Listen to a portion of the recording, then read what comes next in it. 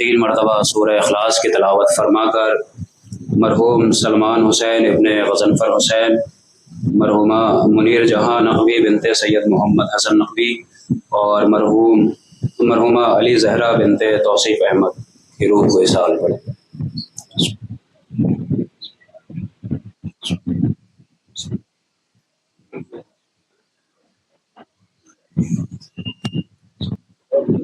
کہ جس کے صدقے میں پروردگار عالم نے ساری کائنات کو خلق کیا، جس کا وجود خلقت کائنات بنا، جس کے سینے پر اللہ نے قرآن جیسی محکم کتاب کو نازل کیا، اور یہ وہ قرآن ہے کہ جس کے لیے پروردگار عالم کہہ رہا ہے کہ اگر میں اس پہاڑ پہ اس قرآن کو پہاڑ پہ نازل کر دیتا تو پہاڑ مثل ریزہ ریزہ ہو جاتا۔ تو یعنی کائنات جو نبی کو اپنے جیسا سمجھ رہی ہے، اسے یہ سوچ لینا چاہیے کہ وہ قرآن جو پہاڑ پہ نازل ہو جائے تو پہاڑ مثل ریزہ ریزہ ہو جائے، تو اس پہاڑ کے وزن کو اگر قلب محمد برداشت کر رہا ہے تو محمد کے مثال کیا ہوگی۔ آپ سوچیں اور غور کریں کہ کائنات کو دائرہ اسلام میں لانے والا نبی، انسان کو جہنم کی وادیوں سے نکال کے جنت تک پہنچانے والا نبی، وہ نبی کہ جس کی زبان قرآن کی آیتوں سے سجی ہوئی ہے، وہ نبی کہ جس کا طواف فرشتے کر رہے ہیں، وہ نبی کہ جس کا طواف اللہ کا نور کر رہا ہے، اور وہ نور جو ہر شے میں موجود ہے، وہ نور جو ہر شے سے اللہ کے نشانی کو برقرار کر رہا ہے، چاہے وہ سورج کا نور ہو یا چاند کا نور ہو یا تاروں کا نور ہو، ہر نور جسے بھی پروردگار عالم نے خلق کیا ہے وہ نبی کا طواف کر رہا ہے، نبی کی نبوت کا اقرار کر رہا ہے۔ تو سمجھنا پڑے گا کہ نبی ہم جیسا تو نہیں ہے، نبی ہم جیسا تو نہیں ہے، کیونکہ نبی وہ نبی ہے جسے خدا منتخب کر رہا ہے، دنیا کا کوئی انسان منتخب نہیں کر رہا ہے۔ وہ نبی کہ جس کی زبان سے قرآن کی 6666 آیات کے مسلمانوں تک پہنچی، وہ نبی ارشاد فرما رہا ہے من ماتا علی حب آل محمد ماتا شہیدہ۔ کیا کہہ رہا ہے اللہ کا نبی؟ کہ جو مر گیا کس کی محبت میں؟ آل محمد کی محبت میں، یعنی جس کے دل میں آل محمد کی محبت رہی اور وہ موت کی آغوش میں پہنچ گیا تو اسے صرف مردہ نہ سمجھنا، بلکہ وہ ہماری اور اللہ کی نظر میں شہید مرا۔ اب آپ دیکھیں میں تفصیل کا وقت نہیں ہے، ویسے بھی مجھے حکم دیا گیا ہے کہ مختصر لمحات میں اپنی گفتگو کو پائے تکمیل تک پہنچانا ہے، اور میں کوشش کروں گا کہ کم سے کم وقت میں آپ تک وہ پیغام پہنچا سکوں جو پیغام پہنچانے کا سلیقہ ہے، جو پیغام پہنچانے کی ضرورت ہے۔ اور ایک اور مسئلہ یہ ہے کہ مجھ سے یہ بھی کہا گیا ہے کہ تبرے پہ تھوڑا سا خیال کیجئے گا، تبرہ سے پرہیز کیجئے گا۔ دیکھیے آج کا ماحول یہ بن گیا ہے کہ تبرہ پڑھنے کی ضرورت نہیں ہے، تبرہ پڑھنے کی ضرورت نہیں ہے، اس لیے کہ تبلیغ ہی تبرہ بن گئی ہے، تبلیغ ہی تبرہ بن گئی ہے۔ کیوں؟ اس لیے کہ اگر کوئی بے نمازی بیٹھا ہے اور نماز کی تبلیغ کر دی تو اس کے لیے تبرہ، اگر بے روزے دار پہ کوئی تبلیغ ہو گئی اور بے روزے دار بیٹھا ہے تو اس کے لیے تبرہ، اگر عباس کی وفا کا بیان کر دیا اور بھائی کا حق کھا کے بیٹھا ہے تو اس کے لیے تبرہ، اگر حسین کے سجدے کا اقرار کر لیا، اگر حسین کے سجدے کی فضیلت بتا دی تو جو بے نمازی بیٹھا ہے اس کے لیے تبرہ، اگر حسین کے اس نوک سنا پہ خطاب کرنے والے سورہ کہف کی تلاوت کر دی تو جو بے نمازی اور جو بے قرآن پڑھنے والا بیٹھا ہے اس کے لیے تبرہ۔ تو دیکھیے تبرے سے انسان بچ نہیں سکتا، کیونکہ تبرہ وہ شے ہے جو بنیاد ہے اسلام کے مسلمان ہونے کی۔ یہ دیکھیے میں کوئی ایسا خطیب نہیں ہوں، ایک چھوٹا سا طالب علم ہوں، لیکن کوشش یہ ہے کہ میں بھی کنفیوز یہ رہتا ہوں کہ پڑھا جائے تو پڑھا کیا جائے، پڑھیں تو کیا پڑھیں، تاریخ پڑھیں تو انسان کو اختلاف، روایت پڑھیں تو اعتراض، آیت پڑھیں تو اعتراض۔ بھائی سننا چاہیے حق کی بات۔ دیکھیں ممبر کسی کے نہ میرے اجداد کی تعریف کے لیے بنا ہے نہ دنیا والوں کے اجداد کی تعریف کے لیے بنا ہے، ممبر بنا ہے اہل بیت کے فضائل کے لیے، ممبر بنا ہے یہ بتانے کے لیے کہ حق کیا ہے اور باطل کیا ہے، ممبر بنا ہے یہ بتانے کے لیے کہ اہل بیت سے محبت کرنے والے کون تھے اور اہل بیت سے دشمنی کرنے والے کون تھے۔ دیکھیں ممبر کی ذمہ داریاں بہت ہیں. کبھی یہ نہ سوچیے گا. دیکھیں میرا مزاج ایک الگ ہے. ایک سلوات پڑھ دیں عظمت آل محمد پر. دیکھیں میں بابل ہاتھ جوڑ کے گزارش کر رہا ہوں. میرا مزاج یہ ہے کہ میں نے کبھی بھی مجلس اپنی پوری زندگی کا وجود کبھی بھی مجلس اس لیے نہیں پڑھی کہ عوام خوش ہو جائے. میرا مقصد یہ رہا ہے کہ آنے والا امام خوش ہو جائے اور آنے والی شہزادی خوش ہو جائے. میں نے کبھی بھی یہ خیال نہیں کیا کہ مجھے عوام کو خوش کرنا ہے, امام کو خوش کرنا ہے, اور نہ ہی مجھے کسی انسان کا خوف رہا ہے. اس لیے کہ میں نے کھایا ہے مدرسے میں مال امام, اور میری گردن پر ہے امام کی تلوار. مجھے بولنا ہے حق, مجھے بولنا ہے سچ, اور سچ ممبر سے نہ بولا جائے تو کیا سقیفہ سے بولا جائے گا. دیکھیے میں بڑی احتیاط سے جملوں کو استعمال کر رہا ہوں. تبرے کا مطلب یہ ہے کہ نام لے کے تبرہ کیا جائے تب تبرہ مانا جاتا ہے, لیکن اشاروں کو اگر تبرہ کہہ دیا جائے تو یہ بات درست نہیں ہے. اس لیے کہ کلمہ ہی تبرے سے شروع ہوا ہے. لا الہ, کوئی اللہ نہیں ہے. تو سب سے پہلے اللہ نے بتایا ہے تمہیں تبرہ کرنا پڑے گا, اس کے بعد تولا کرنا پڑے گا. یعنی حسین کے عزادار بننے کے لیے پہلے دلوں میں حسین کے دشمنوں کی نفرت پالنا ہوگی, اس کے بعد حسین کی محبت آئے گی. ایک دل میں دو محبتیں نہیں آ سکتی. ایک دل میں حسین کی محبت نہیں رہ سکتی اور حسین کے دشمنوں کی محبت نہیں رہ سکتی. ایک دل میں دو محبتیں رکھنے والا مومن نہیں کہلاتا ہے, منافق ضرور کہلاتا ہے. تو یہ خیال رکھیے گا, کہیں بھی انسان جب یہ سوچے کہ ہمیں اس سے پرہیز کرنا چاہیے تو یہ سوچیے کہ ہمیں پڑھنا کیا چاہیے. یا تو انسان یہ ڈیسائیڈ کر لے کہ ایک موضوع بنا لیا کرے اور آنے والے مولوی کو دے دیا کرے کہ اس موضوع پہ پڑھنا ہے. کیونکہ میں تو کوئی بھی مولوی ایسا نہیں ملا کہ جو ممبر سے کسی کے اجداد کے فضائل بیان کر رہا ہو. کہیں بھی جائیں, کہیں بھی چلے جائیں, چاہے وہ چھوٹا فرش اعضا ہو, چھوٹے گھروں میں بچھایا گیا ہو یا بڑی جگہوں میں بچھایا گیا ہو, ممبر کی ذمہ داری یہ ہے کہ یہاں سے حق بیان کیا جائے. ممبر کی ذمہ داری یہ ہے کہ یہاں سے وہ پڑھا جائے جو سچ ہے, جو سچ ہے. اور اس کے لیے سب سے بڑا ثبوت یہ ہے کہ میسم کو بہت روکا گیا کہ علی کے فضائل بیان نہ کریں, لیکن میسم کی محبت کا تقاضا یہ ہے کہ زبان کٹنے کے بعد بھی دشمن علی کی ولایت کو روک نہ سکے, علی کے فضائل کو روک نہ سکے. اما جب دنیا علی کے فضائل کو نہ روک سکی تو آج مسلمان علی کے فضائل کو کیسے روک سکے. ایک صلوات پڑھ دیں عظمت آل محمد پر. دیکھیے میں نے اس حدیث کا انتخاب اس لیے کیا ہے کہ محبت حسین اور محبت اہل بیت وہ شے ہے جو آپ کو عام موت نہیں دیتی, جو آپ کو شہادت کی موت دیتی ہے. اور شہادت مقدر میں لکھی نہیں جاتی, شہادت کو خریدا جاتا ہے. اور خریدا کیسے جاتا ہے؟ خریدا دولت سے نہیں جاتا, خریدا اپنی مرتبے سے نہیں خریدا جاتا, اپنی زمینوں سے نہیں خریدا جاتا, اپنی دولت سے نہیں خریدا جاتا. شہادت خریدی جاتی ہے اپنی آرزوؤں کو دفنانے کے بعد. شہادت خریدی جاتی ہے اپنے آپ کو حسین کی راہ میں سر تسلیم خم کرنے کے بعد. شہادت کو کوئی انسان خرید نہیں سکتا. ایک متوجہ رہے, شہادت کو کوئی انسان خرید نہیں سکتا. کیوں؟ اس لیے کہ یہ وہ شہادت ہے جسے حکومتوں نے خریدنا چاہا لیکن خرید نہ سکی, دولتوں نے خریدنا چاہا لیکن خرید نہ سکی, لیکن ان شہادت کو خریدا تو علی کے غلاموں نے خریدا, حسین کے غلاموں نے خریدا, اور خرید کے بتایا کہ دیکھو ہم نے شہادت کو دولت اور حکومت سے نہیں خریدا, ہم نے شہادت کو حسین پر اپنی جان لٹانے کے بعد خریدا ہے. شہادت ایسے نہیں خریدی جاتی.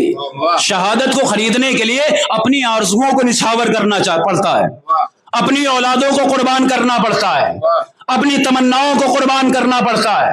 اور یہی وجہ ہے خدا کی قسم کہ کربلا کے میدان میں امام حسین نے, متوجہ رہیے گا, کربلا کے میدان میں امام حسین نے عصر عاشور ایک صدا دی تھی, حل من ناصر ینصرنا, حل من ناصر ینصرنا, کون ہے جو میری مدد کے لیے آئے گا.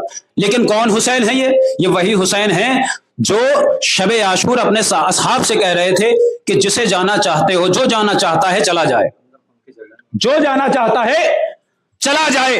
جو حسین, ایک صلوات پڑھ دے عظمت والے محمد. आप सोचिए, मुतवज्जे रहिएगा। देखिए, ज्यादा वक्त नहीं लेना है, तो कम से कम वक्त में ज्यादा से ज्यादा पैगाम पहुंचाने की कोशिश कर रहा हूं। इमाम हुसैन का किरदार क्या है? इमाम हुसैन शबे आशूर जब फरिश्ते आ रहे थे, इमाम भेज रहे थे, चले जाओ ये मेरी जंग है। जब जिन्नातों का लश्कर आ रहा था, इमाम कह रहे थे, चले जाओ ये मेरी जंग है। असहाब से कह रहे थे इमाम चिराग बुझाने के बाद कि शर्माना नहीं, चले जाओ ये मेरी जंग है, ये यजीदी मेरे खून के प्यासे हैं, तुम्हारे खून के प्यासे नहीं। तो वजह क्या थी कि जो शबे आशूर इमाम हुसैन सबको भेज रहे थे, वो असरे आशूर इमाम हुसैन खड़े होकर फरियाद कर रहे हैं, कौन है जो मेरी मदद के लिए आए, कौन है जो मेरी मदद के लिए आए। ये फलसफा क्या है? इमाम हुसैन इस अमल से बताना ये चाहते हैं कि तारीख का मौरिख जो ये मंजर लिखेगा तो उसे लिखना पड़ेगा कि वो हुसैन जो शबे आशूर अपने असहाब को भेज रहा था, फरिश्तों को भेज रहा था, अरे जिन्नातों को भेज रहा था, वो असरे आशूर बुला के ये बता रहा है कि हुसैन ने जब शबे आशूर भेजा तो कोई गया नहीं, शबे आशूर भेजा तो कोई गया नहीं, असरे आशूर बुलाया तो कोई आया नहीं। इमाम हुसैन तारीख में लिखवाना चाहते हैं कि देखो हक वाले कैसे होते हैं, बातिल वाले कैसे होते हैं। हक वाले भेजने से भी नहीं जाते, बातिल वाले बुलाने से भी नहीं आते। एक सलवात पढ़ दे अज़मत आले मोहम्मद पर। देखिए, करबला सुनकर रो लेने के लिए नहीं है, करबला को समझना है हमें। हमने आज तक करबला को समझा ही नहीं है कि मकसद क्या है। हमने आज तक ये समझा ही नहीं है कि करबला हमसे तकाजा क्या कर रही है। हमने आज तक ये सोचा ही नहीं है कि करबला में जो शहीद थे वो कैसे थे। आपको पता है इमाम हुसैन ने करबला की जमीन पर खड़े होकर क्या कहा कि जैसे असहाब मुझे मिले हैं, न बाबा को मिले, न नाना को मिले, न भाई को मिले। क्यों कहा? इसलिए कि शहादत का जो जज्बा था, इमाम हुसैन ने वो जज्बा देखा है। और सब एक सलवात पढ़ दे अज़मत आले मोहम्मद पर। देखिए, इससे बुलंद आवाज से सलवात पढ़ दे मोहम्मद वाले। शहादत का जो जज्बा करबला से मिला है हमें और आपको, ये जज्बा ऐसा है कि बड़ी बड़ी कौमों को नहीं मिला है। और ये शहादत का जज्बा मैंने बताया अभी खरीदा नहीं जाता। लेकिन शहादत क्या करती है, शहादत का दस्तूर क्या है? देखिए, शहादत वो मर्तबा है, वो मनसब है, वो मंजिल है कि जो इंसान में हक बोलने का जज्बा पैदा करती है। शहादत का दो जुमलों में शहादत का उन्वान पेश कर दूं। शहादत उस मंजिल का नाम है, शहादत उस मर्तबे का नाम है कि जो ना अपने शहीद को मरने देती है और ना कातिल को छुपने देती है। देखिए, बेदार हो जाइएगा यहां से, मैं बार बार दक्कुलबाब नहीं करूंगा आपकी समातों के लिए। शहादत उस मर्तबे का नाम है जो ना मजलूम के खून को छुपने देती है और ना कातिल को छुपने देती है। कायनात के पहले कातिल का नाम क्या था? कोई बच्चा बता सकता है? काबिल। कायनात के पहले कातिल का नाम है काबिल। और कायनात के पहले मजलूम का नाम हाबिल। कितने दिन हुए हैं शहादत को? कितने महीने गुजरे?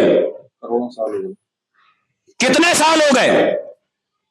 अगर हम देखें, तारीख को देखें, तो इसको हजारों सदियां गुजर गई। लेकिन शहादत के मनसब को समझाने के लिए तस्करा किया है।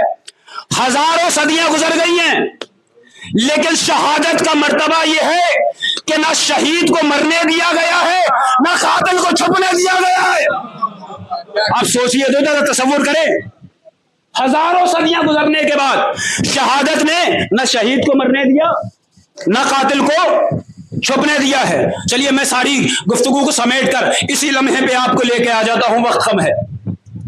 कायनात का पहला कातिल काबिल, कायनात का पहला मकतूल हाबिल। फलसफा क्या है? कब हुई शहादत, कैसे हुई शहादत? तारीखें आपने पढ़ी है, मेरे बुजुर्ग मुझसे बेहतर जानते हैं। تاریخیں آپ سب نے پڑھی ہے، میرے بچے بھی سنتے رہتے ہیں، ہمارے جوان بھی سنتے رہتے ہیں، لیکن تاریخیں سن لینا اور ہے، تاریخوں کے پہلو پہ غور کر لینا اور ہے، تاریخوں سے نتائج نکالنا اور ہے، تاریخیں سن کر اس کان سے سن کر اس کان سے نکال لینا اور سب سے پہلا قاتل ہے کون؟ قابیل۔ کیوں قتل کیا؟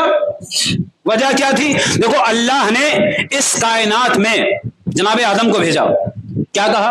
انی جاعل فی الارض خلیفہ، میں زمین پر ایک خلیفہ بنانے والا ہوں۔ اب مجھے سوال کا جواب یہ چاہیے، جب خلیفہ بنایا زمین کے لیے تھا تو رکھا جنت میں کیوں؟ تھوڑا سا بیدار ہو جائیے گا یہاں سے میرے ساتھ۔ جب بنایا زمین کے لیے تھا تو آسمان پہ بنایا تھا، زمین پر بھیج دینا چاہیے تھا، یہ جنت میں کیوں رکھا؟ یہ جنت کا کنسپٹ کیوں آیا؟ دیکھیے اس بات سے بحث نہیں ہے کہ جنت میں کتنے دن رہے، کتنے مہینے رہے، کتنے سال رہے، رکھا تو جنت میں، جنت میں رکھا کیوں گیا؟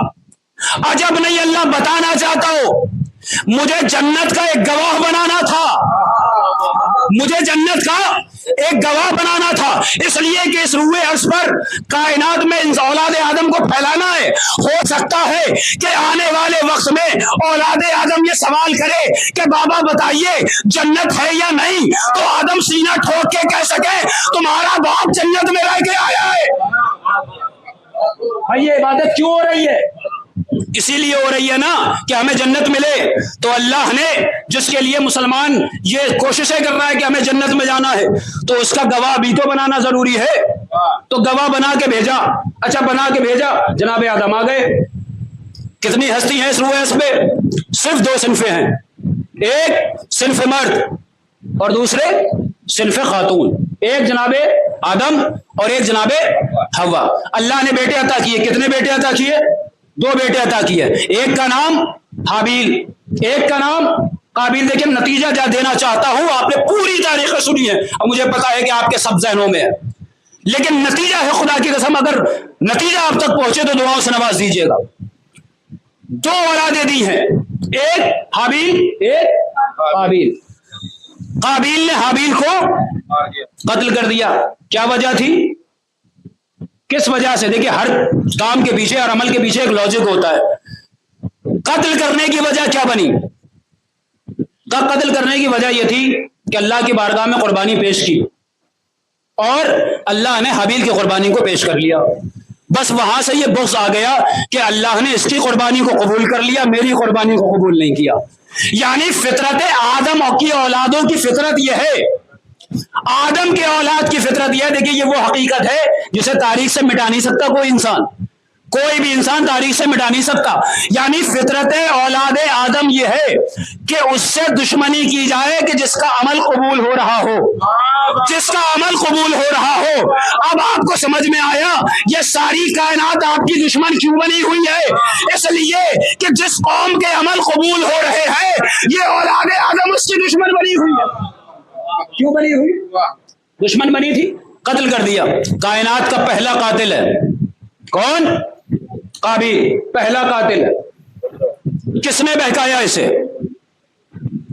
متوجہ رہیے گا میرے جو، کس نے بہکایا اسے؟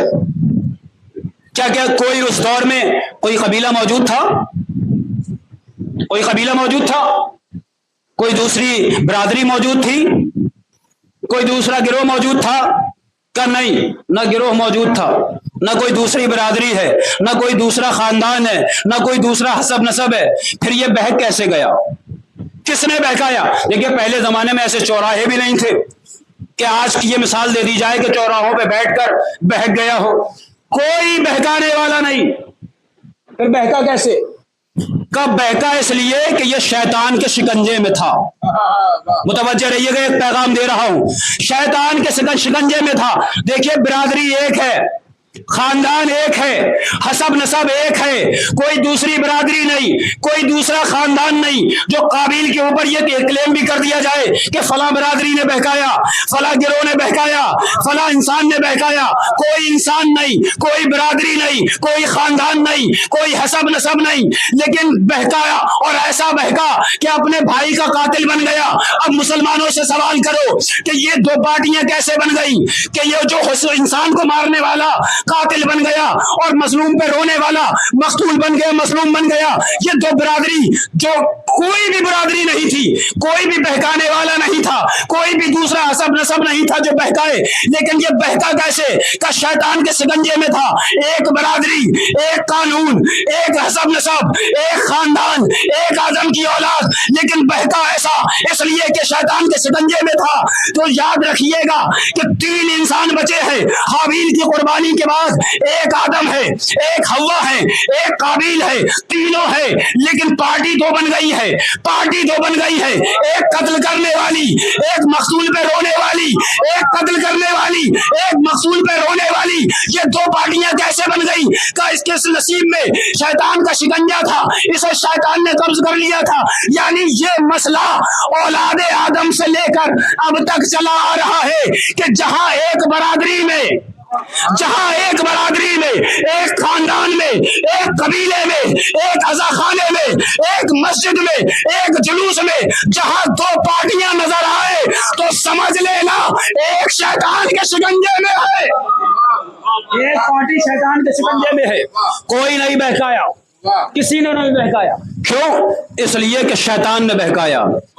لیکن شیطان کی قسمت بھی بڑی عجیب ہے، گناہ کرے انسان، لطف لے انسان، اکاؤنٹ کھولا ہے شیطان کے کھاتے میں کہ شیطان نے کروایا ہے، شیطان نے کروایا تھا، شیطان نے تو کروا لیا تھا، ٹھیک ہے مان لیا آپ کو شیطان نے کروا لیا۔ شیطان کو سجدے کا انکار کس نے کروایا؟ کیا اسے بھی کوئی شیطان بہکانے کے لیے آیا تھا؟ تھوڑا سا متوجہ رہیے گا، کیا شیطان کو بھی کوئی شیطان بہکانے کے لیے آیا تھا؟ تو یہ شیطان بہکا کیسے؟ کہ یہ اپنے تکبر سے بہکا، تکبر سے بہکا، اپنی انا سے بہکا۔ یعنی انا کرنا شیطان کی صفت ہے اور انا کرنا شیطان بناتا ہے۔ اب یاد رکھیے گا، یاد رکھیے گا، خدا کی قسم کبھی بھی فرش عزا پہ آئیں، جلوسوں میں جائیں، مجلسوں میں جائیں، یا کوئی بھی چھوٹے سے چھوٹا کام کرے، ثواب کا کام کرے، خلوص کی نیت سے کیجیے، اس لیے کہ یہ وہ اس کی بارگاہ ہے جو آپ کے چہرے نہیں، آپ کے دلوں سے واقف ہے، آپ کے خیال سے واقف ہے، آپ شرکت کس نیت سے کر رہے ہیں یہ حسین جانتے ہیں۔ یہ ہماری اور آپ کی طرح گناہگار آنکھیں نہیں ہیں جو چہروں کی بناوٹوں سے پہچانے کہ یہ چاہتا کیا ہے، ذہنوں میں اٹھنے والے خیال سے واقف نہ رہیں۔ یہ حسین کی بارگاہ ہے جس کے بابا کی تلوار نسلوں کو دیکھ کے چلتی تھی، نسلوں کو دیکھ کر، سلبوں کو دیکھ کے چلتی تھی۔ تو کائنات کا پہلا قاتل کون بنا؟ قابیل بن گیا نا، قاتل بن گیا۔ اب ہوا کیا؟ تاریخ لکھ رہی ہے کہ بھائی کے جنازے کو اٹھا کر کاندھے پہ رکھا اور ادھر ادھر بھاگ رہا ہے۔ دیکھیے کائنات کے پہلے مسلمان انسان ہے نا، انہوں نے ابھی تک کسی کو دفن کرتے ہوئے دیکھا نہیں۔ اگر قابیل نے دیکھا ہوتا تو دفن کر دیتا، متوجہ رہیے گا، یہاں سے بچے بھی اور جوان بھی، دفن کر دیتا اگر دفن کرتے ہوئے دیکھا ہوتا۔ اب انسان یہ سوچ رہا ہے کہ اللہ نے تو کوے بھیجے، کس کے لیے بھیجے؟ قابیل کے لیے۔ کس کے لیے بھیجے؟ قابیل کے لیے نہیں، حابیل کے لیے، اس لیے کہ معصوم کے جنازے کی حرمت کو باقی رکھنا تھا، معصوم کے جنازے کی حرمت کو باقی رکھنا تھا۔ کوے آئے اور آنے کے بعد کیا ہوا؟ کوہ آیا اور آنے کے بعد کیا کیا؟ اس نے قتل کیا دوسرے کوے کا۔ اب کائنات میں 2 قاتل ہو گئے، کائنات میں 2 قاتل ہو گئے، ایک قابیل اور ایک یہ کوہ۔ لیکن افسوس کی بات تو یہ ہے کہ دونوں اپنی برادری کے قاتل ہیں، دونوں اپنی برادری کا قاتل ہیں۔ تو قابیل نے حابیل کو قتل کر دیا اور کوے نے کوے کو قتل کر دیا۔ اچھا انصاف کیا ہونا چاہیے؟ دونوں کو سزا بھی ایک جیسی ملنی چاہیے یا جزا بھی ایک جیسی ملنی چاہیے؟ متوجہ ہے؟ یا تو سزا بھی ایک جیسی ملے یا جزا بھی ایک جیسی ملے۔ لیکن تاریخ لکھ رہی ہے کہ قابیل کو لعنت سے نوازا گیا اور کوے کو رحمت سے نوازا گیا۔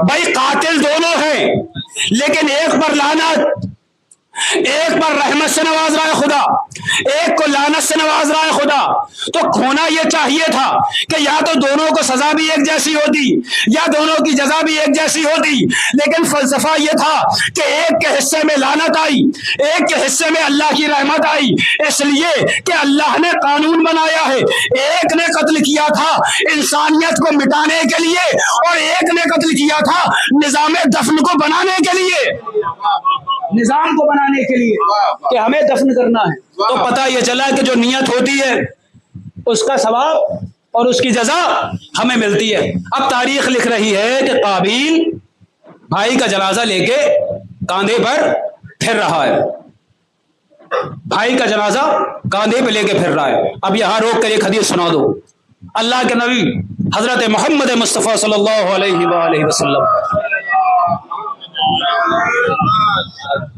ہمارے اور آپ کے نبی نے فرمایا کہ اگر کوئی انسان مومن کے جنازے میں شرکت کی نیت سے گھر سے قدم باہر نکالے تو اللہ ہر قدم کے صدقے میں، ہر قدم کے بدلے میں اسے 70 نیکیاں عطا کرتا ہے۔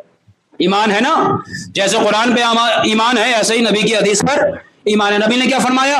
اگر کوئی انسان مومن کے جنازے میں شریک ہونے کی نیت سے گھر سے باہر قدم نکالے، میری طرف متوجہ رہیے، گھر سے باہر قدم نکالے تو ہر قدم کے بدلے میں 70 نیکیاں لکھتا ہے اللہ۔ دوسری حدیث نبی نے ارشاد فرمائے اگر کوئی انسان مومن کے جنازے کو کاندھا دے تو اللہ اس کے سارے گناہوں کو معاف کر دیتا ہے۔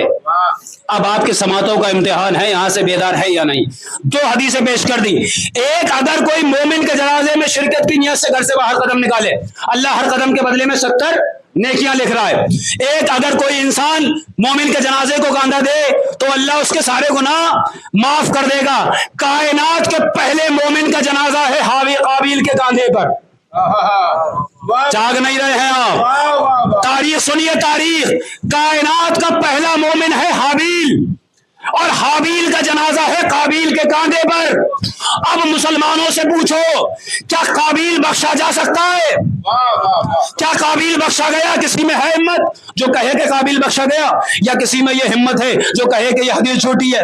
بھئی حدیث بھی جھوٹی ہے، حدیث بھی سچی ہے، قابیل بھی نہیں بخشا گیا، حدیث بھی سچی ہے، قابیل بھی نہیں بخشا گیا۔ تو فلسفہ کیا ہے؟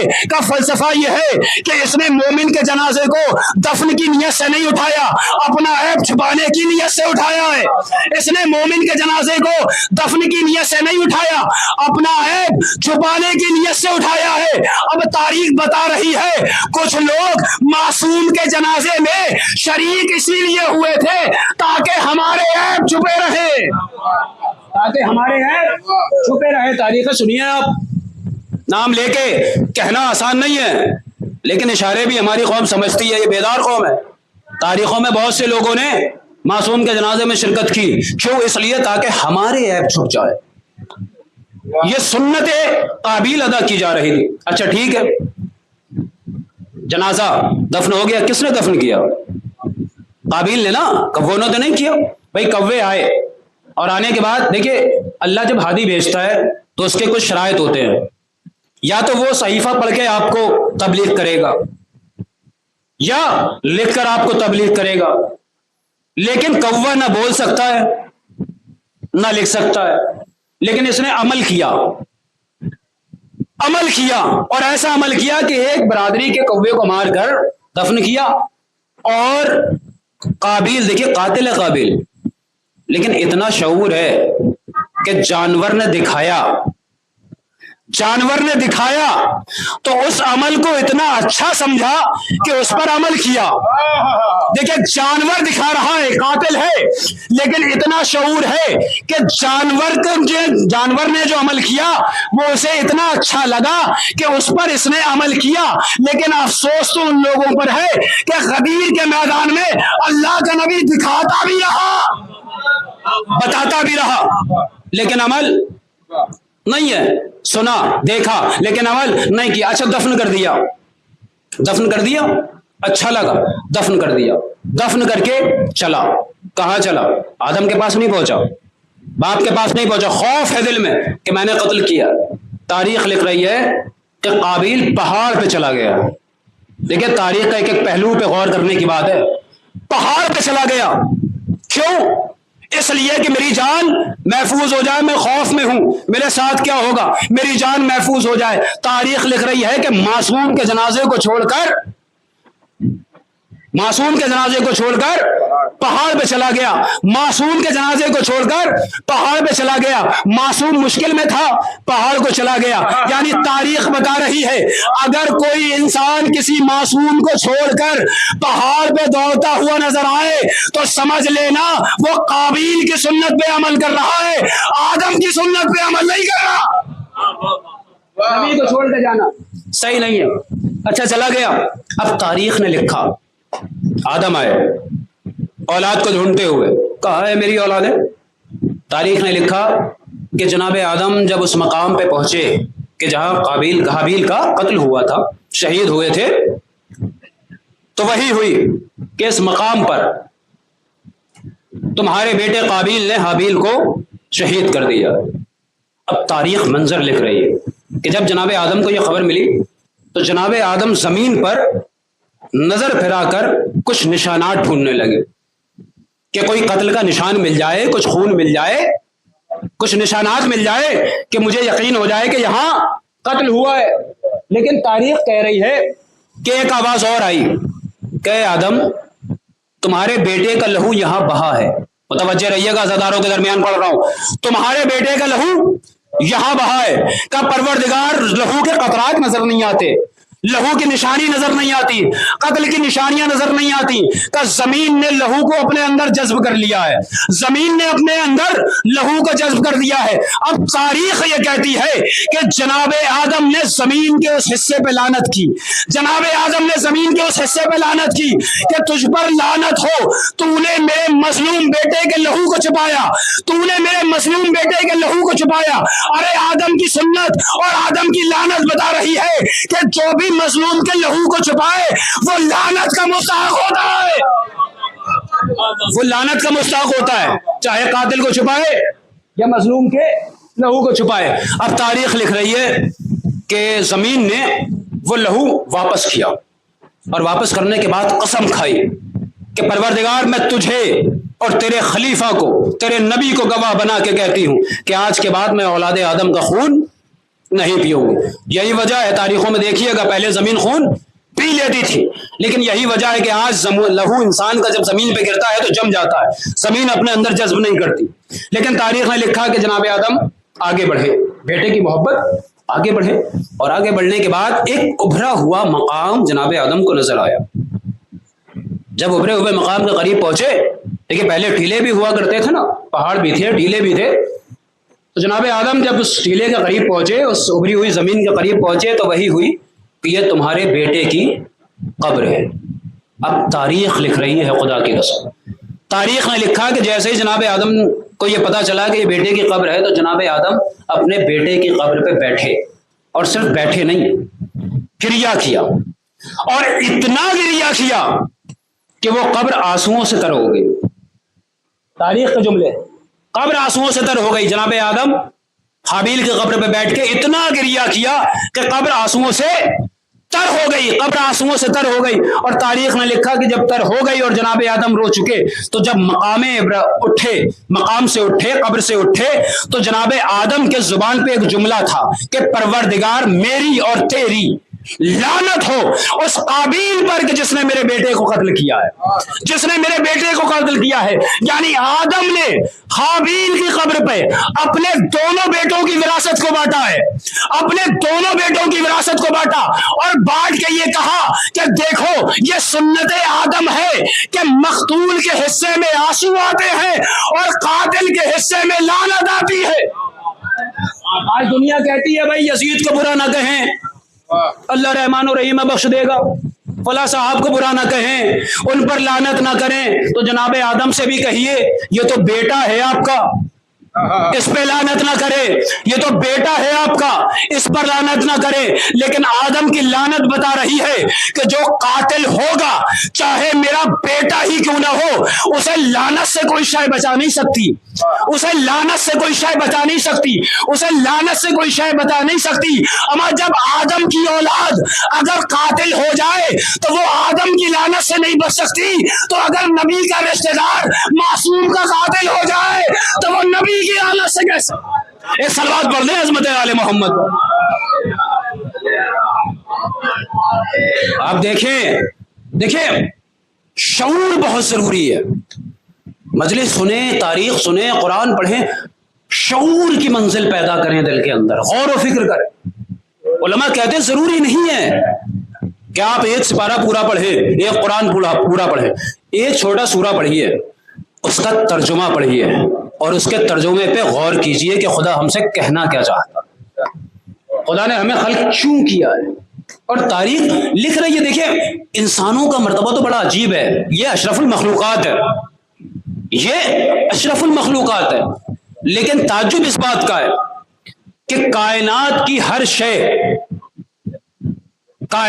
ہر شے نبی کی نبوت کا اقرار کرتی ہے، چاہے وہ پتھر ہو، درخت ہو، چرند ہو، پرند ہو، حیوانات ہو، ہر شے نبی کی نبوت کا اقرار کرتی ہے، انسان بھی نبی کی نبوت کا اقرار کرتا ہے۔ لیکن تاریخ لکھ رہی ہے، تاریخ کیا لکھ رہی ہے؟ تاریخ نے یہ لکھا کہ نبی کی نبوت کا اقرار کرنے کے بعد نبی سے بغاوت کسی نے نہیں کی، نبی سے بغاوت کسی نے نہیں کی۔ دیکھیے نبی اگر ستارے کو بلائے تو 1.5ویں پہ اتر کے چلا آئے، چاند کو اشارہ کرے تو 2 حصوں میں تقسیم ہو جائے، سورج کو اشارہ کرے تو اپنی جگہ چھوڑ کے پلٹتا ہوا نظر آئے، پہاڑ کو اشارہ کرے تو پہاڑ چل کے قصبوں کی طرف آ جائے، سنگریزے اٹھائے تو ہاتھوں میں کلمہ پڑھتے ہوئے نظر آئے، درخت کی طرف اشارہ کرے تو درخت جھک کے سلام کرتے ہوا نظر آئے، بھیڑیوں کو نبی بلائے تو بھیڑیا آواز کہتا ہوا لبیک کہتا ہوا آ جائے۔ لیکن کسی کائنات کے اندر، کسی شے کے اندر اتنی طاقت نہیں تھی جو نبی سے بغاوت کرے، لیکن بغاوت کی تو حضرت انسان نے کی، بغاوت کی تو حضرت انسان نے کی۔ جہاں پرندے لبیک کہہ کے آ رہے ہیں، جہاں جانور لبیک کہتے ہوئے آ رہے ہیں، جہاں جنات لبیک کہہ کے آ رہے ہیں، جہاں پتھر اور شجر لبیک کہتے ہوئے آ رہے ہیں، وہاں بغاوت ایسی ہو رہی ہے نبی سے کہ نبی میدان میں بلا رہا ہے اور لوگ بھاگتے ہوئے نظر آ رہے ہیں۔ یہ بغاوت صرف اور صرف انسان نے کی۔ اور کیوں کی؟ اس لیے کہ ان کے اندر معرفت نہیں، ان کے اندر شعور نہیں ہے، اور شعور اگر جانور کے اندر بھی ہے تو اسے پتا ہے کہ نبوت کا عہدہ کیا ہوتا ہے، ضروری ہے۔ آپ دیکھیں تاریخیں بھری پڑی ہیں، میں اپنی گفتگو کو سمیٹ رہا ہوں آخری لمحات کی طرف، تاریخیں بھری ہوئی ہیں، خدا کی قسم تاریخیں جب پڑھیں غور و فکر کی نیت سے پڑھیں، ایک ایک پہلو پہ سمندر چھپا ہوا ہے۔ تاریخ لکھتی ہے کہ جناب کہف نبی ہے نا، اصحاب کہف اس کا تذکرہ آپ سنتے رہتے ہیں، 309 سال غار میں رہے، تذکرہ پورا تاریخ سنی ہوئی ہوگی آپ نے۔ تاریخ لکھ رہی ہے، بس 2-3 منظر سے نکالو اور کربلا تک ہو گیا۔ تاریخ یہ لکھ رہی ہے کہ جناب کہف جب چلے تبلیغ کرتے رہے اور جب پتا چلا کہ حکومت اور بادشاہ میری جان کے پر پہ ہے اور مجھے مارنا چاہتا ہے، تو تاریخ میں لکھا کہ جناب کہف نے اپنے 5 سپاہیوں کے ساتھ ہجرت کی، جیسے نبی نے ہجرت کی جناب کہف نے ہجرت کی، اپنا وطن چھوڑا، بیوی بچے چھوڑے اور ہجرت کر لی، اور ہجرت کرنے کے بعد شہر کے باہر آئے، کون ہے؟ جناب کہف ہیں اور نبی خدا ہے اور 5 اصحاب ہیں۔ اب تاریخ یہ لکھ رہی ہے کہ شہر کے جب باہر آئے تو اصحاب خوف زدہ تھے کہ یا نبی اللہ کا یہ ایسا نہ ہو کہ بادشاہ ہماری جان لے لے اور اپنا لشکر ہمارے پیچھے بھیجے، ہمیں قتل کر دے۔ اب تاریخ یہ لکھ رہی ہے کہ جناب کہف جو نبی ہیں وہ ہدایت کر رہے ہیں، وہ دلاسا دے رہے ہیں، وہ خدا کے ایمان کو مضبوط کرنے کی کوشش کر رہے ہیں، لیکن تاریخ نے لکھا کہ اسی جگہ سے کچھ دوری پر ایک چرواہا تھا، وہ چرواہا ان کی گفتگو کو سن رہا تھا۔ دیکھیے شعور کی منزل کیا ہوتی ہے یہ بتانا چاہتا ہوں۔ چرواہا ان کی گفتگو کو سن رہا تھا، آ گیا ان کے پاس اور آنے کے بعد ایک جملہ کہا کہ میں آپ پر ایمان لایا، آپ کے خدا پر ایمان لے کے آیا۔ اس چرواہے کو کسی نے تبلیغ کی تھی؟ بتائیے، کسی نے تبلیغ کی تھی؟ نہیں کی نا۔ کوئی نبی نے معجزہ دکھایا تھا؟ نہیں دکھایا تھا، لیکن اس کے باوجود بھی اس کا آنا بتا رہا ہے کہ جو باشعور ہوتے ہیں وہ معجزے کے محتاج نہیں ہوتے، لیکن जो बेशऊर होते हैं, अगर अल्लाह का नबी उनके सामने चांद के 2 टुकड़े भी कर दे तो वो ईमान लेकर नहीं आते। क्यों? इसलिए कि वो बेशऊर है। लेकिन जो बाशऊर होंगे वो ईमान लेके आ जाएंगे। अब तारीख लिख रही है कि ये सहाबियों में शामिल हो गया, चले आ गए। अब तारीख ने बढ़ के एक जुमला लिखा, इस चरवाहे का, एक कुत्ता भी था। पहले चरवाहे कुत्ते भी रखते थे जंगली जानवरों से शिकार करने के लिए, एक कुत्ता भी था। अब तारीख लिख रही है कि इन असहाब ने बहुत कोशिश की कि कुत्ते को भगाएं, कहीं ऐसा ना हो कि इसकी आवाज से दुश्मन हमारी तरफ मुतवज्जे हो जाए। खौफ था, तो हम ये चाहते इस कुत्ते को भगाएं। लेकिन तारीख ने लिखा कि उन्होंने लाख कोशिश की लेकिन कुत्ता छोड़कर नहीं गया। कुत्ता छोड़कर नहीं गया भाई, कुत्ता छोड़कर नहीं गया। बाशऊर जानवर था, पता है नबी मुश्किल में हो तो नबी को छोड़ के जाया नहीं जाता। कुत्ता है, जानवर है, इतना शऊर है, नबी मुश्किल में हो तो छोड़कर जाया नहीं जाता। अब तारीख लिख रही है जब इन्होंने कोशिशें की नहीं गया। अब हमारी और आपकी तरह भाई होता है ना, जब बाहर निकल जाए कोई कुत्ता आ जाए तो उससे मजाक मजाक में भी कह दिया करते हैं भाई पीछा छोड़ दो, क्या घर तक जाओगे। अब जनाब कहफ आगे बढ़े का क्या इरादा है, क्या इरादा। देखिए नबी सुन सकते हैं जबान, समझ सकते हैं जानवरों की जुबान, लेकिन जो साथ में हैं वो तो नहीं समझ सकते ना।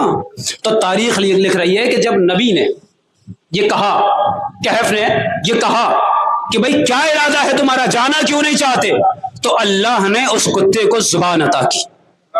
अल्लाह ने उस कुत्ते को जबान अता की, और जबान अता करने के बाद उस कुत्ते ने कहा कि या नबी खुदा, मैं आपकी हिफाजत पे मामूर किया गया हूं, मैं आपकी हिफाजत के लिए मामूर किया गया हूं, मुझे अपने साथ ले लीजिए, मैं आपके लिए हिफाजत का सबब बनूंगा, आपके खतरे का सबब नहीं बनूंगा। देखिए तारीख में 2 ही नबी ऐसे हैं जिन्होंने कुत्तों से कलाम किया है, जिन्होंने जानवर से कलाम किया है।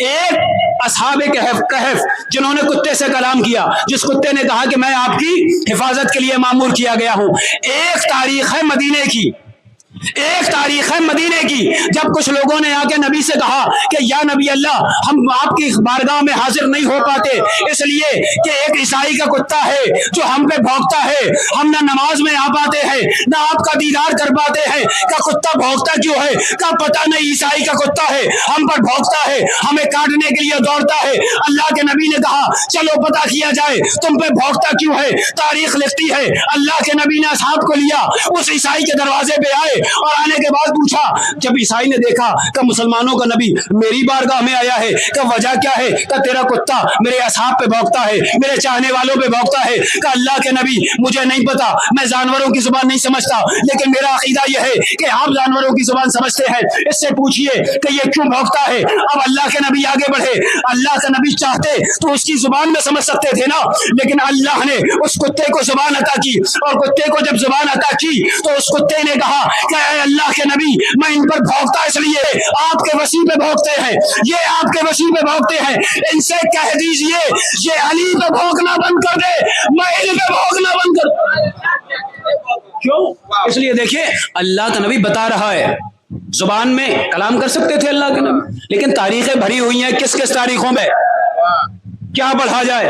2 तारीख हैं। अब तारीख लिख रही है कि असहाबे कहफ चले, कहा चले, देखिए जानवर है साथ में चल रहा है, जानवर साथ में चल रहा है हिफाजत के लिए, और ऐसा चला कि असहाबे कहफ, तारीख लिख रही है कि 300 साल आखिरी लम्हात है, 309 साल, एक तारीख में 300 साल, एक तारीख में 309 साल लिखा गया। 309 साल सोए, गार में सोए ना, 309 साल। अब जवाब आपसे चाहिए मुझे, आखिरी लम्हात है, 309 साल गार में सोए। नबी 300 साल के बाद, 309 साल के बाद उठाएंगे, कुत्ता पहलू में सो रहा था। अब मुझे इंसाफ से बताइए, अल्लाह ने जब उठाया, नबी थे, नबी बन के उठे, बेदार हो जाइएगा थोड़ा सा, बस आखिरी जुमला है, नबी थे, नबी बन के उठे, असहाब थे, असहाब बन के उठे, कुत्ता था, कुत्ता बन के उठा, कुत्ता बन के उठा। देखिए मुसलमान बन के नहीं उठा, अपनी जिन्स को चेंज करके नहीं उठा, मोमिन बन के नहीं उठा, कुत्ता था, नबी के पहलू में सो रहा था, कुत्ता बन के उठा। तारीख बता रही है अगर कोई जानवर मासूम के पहलू में सो जाए, देखिए तारीख है, मैं किसी का नाम नहीं लूंगा, आपकी समातों का इम्तिहान है, अगर कोई जानवर मासूम के पहलू में सो जाए तो वो अपनी फितरत नहीं बदलता, जानवर बन के सोएगा, जानवर बन के उठाया जाएगा। भैया ये तारीख की हकीकत है कि अगर कोई जानवर मासूम के पहलू में सोए तो जानवर बन के सोएगा, जानवर बन के उठाया जाएगा। तो ये तो तारीख के और आप गवाह हो गए कि अगर कोई मासूम के पहलू में सो जाए तो वो जानवर सोएगा तो जानवर बन के उठेगा, इंसान बन के नहीं उठेगा, जानवर बन के उठेगा, इंसान बन के नहीं उठेगा। मासूम की सोहबत उसकी फितरत को नहीं बदलेगी, इसलिए कि जिस फितरत के साथ सोएगा उसी फितरत के साथ उठेगा। जो कहता हुआ सोएगा वो कहता हुआ उठेगा। अब तारीख गवाह है, देखिए सुने हुए हैं सब कुछ, मैं आ गया हूं आखिरी मंजिल को, सब कुछ सुना हुआ है, सब सुन लेते हैं, लेकिन फलसफा ये क्या है कि हम जब अज़ाखाने से उठ के घर तक पहुंचते हैं तो सब भूल जाते हैं। क्यों? क्या मर्तबा है कि बचपन से अब तक 1400 साल से अहले बैत के फज़ाइल हम सुनते नहीं आ रहे? हमारे कौम का बच्चा माँ के गोद में होता है तो मातम करना सीख लेता है। हमारी कौम का बच्चा बाप के साथ उंगलियां पकड़ के आता है तो अज़ादार बन के आता है, तो इस फर्श अज़ा पे बैठकर वो सारी चीजें सीख लेता है जो दुनिया अपने स्कूलों में, अपने मदारिस में पढ़ा रही है। यहां से इंसान कुरान भी मिलता है, यहां से इंसान को हदीस भी मिलती है, यहां से इंसान को हक और बातिल की तमीज भी होती है। लेकिन फलसफा क्या है कि हमने यहां तो सुना और घर गए तो भूल गए। इसका मतलब यह है, देखिए हमारा और आपका अकीदा यह है कि अहले बैत के दर से कोई खाली नहीं जाता। जिस घर में फर्शे अज़ा बिछ गया वो घर उतने लम्हे तक तो हुसैन का हो गया कि जिस लम्हे तक फर्शे अज़ा बिछा हुआ है, फर्शे अज़ा बिछा हुआ है इमाम हुसैन का हो। आप आ रहे हैं फर्शे अज़ा पे बैठ रहे, यानी ये हुसैन की बारगाह है, ये अहले बैत की बारगाह है, और हम उठ के जा रहे हैं तो हमें सोचना भी ये चाहिए कि अहले बैत के दर से जब कोई खाली नहीं जाता तो हम खाली कैसे आ रहे हैं। इसका मतलब यह है कि अहले बैत की अता में कोई कमी नहीं है, हमारे दस्ते सवाल में कोई कमी है।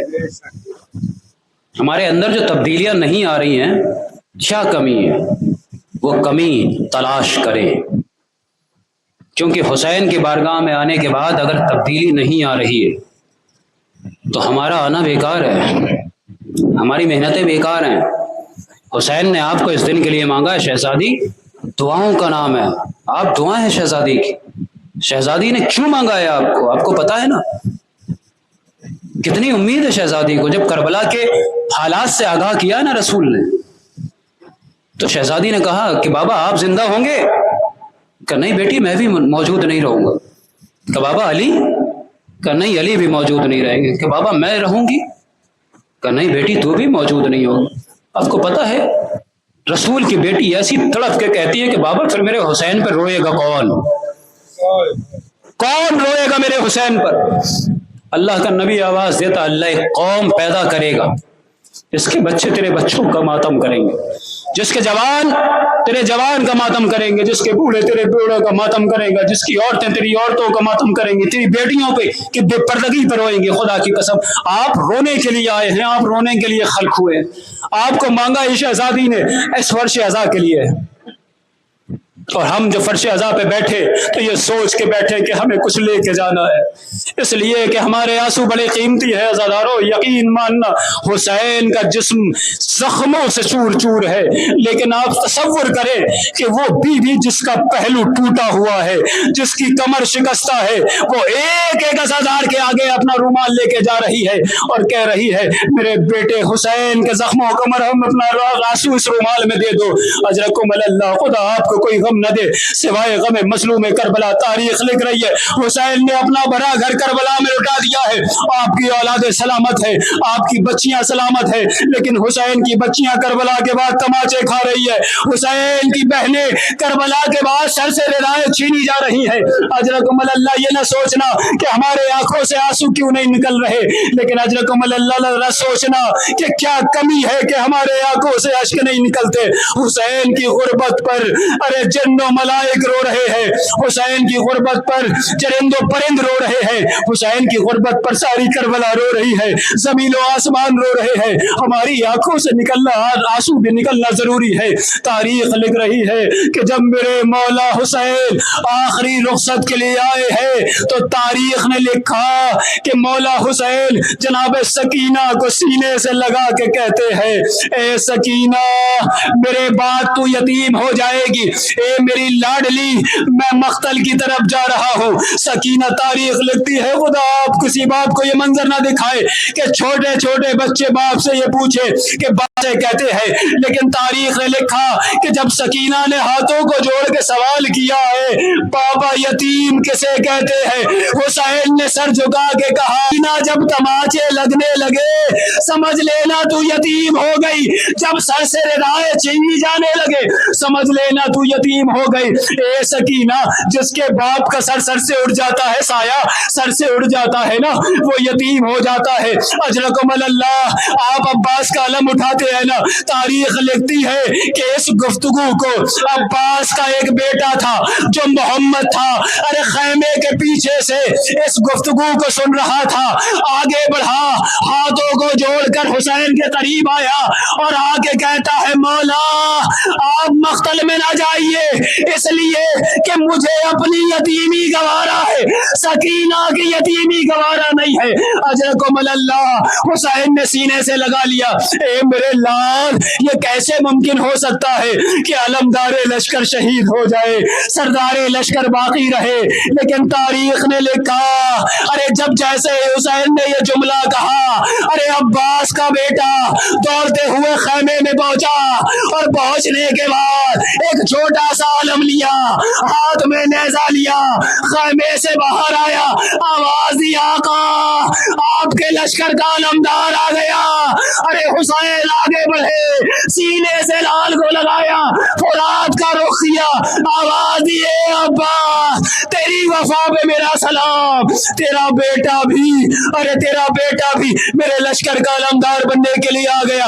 لیکن تاجکم اللہ آخری لمحہ ہے, آپ کی رحمتوں کو تمام کر رہا ہوں, کوشش کیجئے گا اپنے 2 بوند آنسو اس ٹوٹی پسلیوں والی بی بی کے رومال تک پہنچا دیں.